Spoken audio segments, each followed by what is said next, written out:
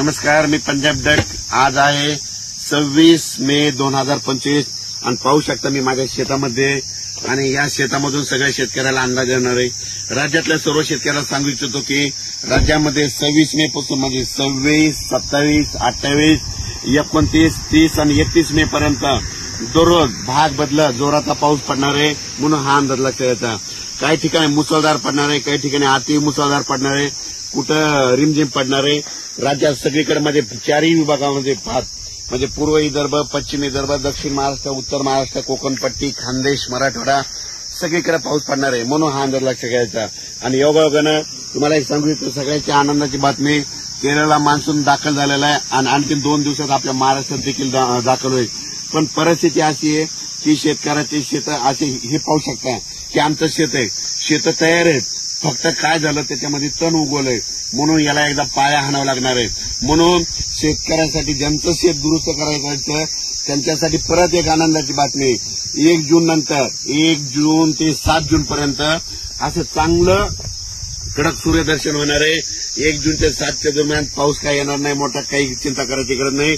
त्या 1 जून पासून काय करा, तुम्ही संपूर्ण शेताची कामे आटपून घ्या, कारण की आता जर पेरलं तर संपूर्ण तणच उगवलंय शेताने. पाहू शकता की आम्ही रोटावेटर करून ठेवलं होतं पण परत काय झालं, हे तण उगवलं.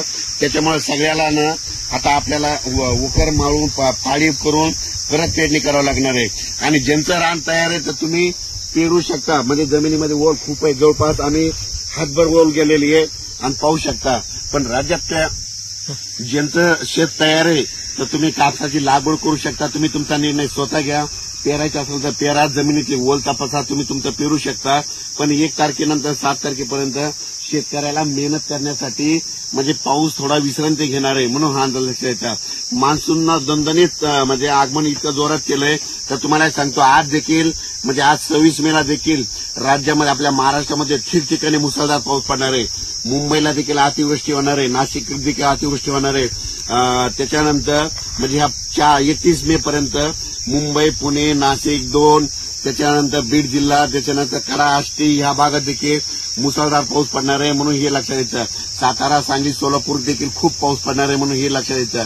म्हणजे सांगायचं झालं तर जिल्ह्याच्या सगळ्याच भागामध्ये प्रत्येक नदीला, वड्याला पाणी येईल असा, गुडघ्या इतकं पाणी येईल असा राज्यात पाऊस पडणार आहे म्हणून हा अंदाज लक्षात येतं. तर आज हे जरी ऊन पडलेलं असलं तरी तुम्ही बघा दुपारी 2:30-3च्या नंतर राज्यामध्ये परत पावसाला सुरुवात होणार आहे. पण हा पाऊस पुन्हा रात्रभर आजूबाजूला पडतच राहणार आहे म्हणून हा अंदाज लक्षात येतात. पण राज्यातल्या सर्व शेतकऱ्यांना सांगू इच्छितो, तुमच्यांचं शेत दुरुस्त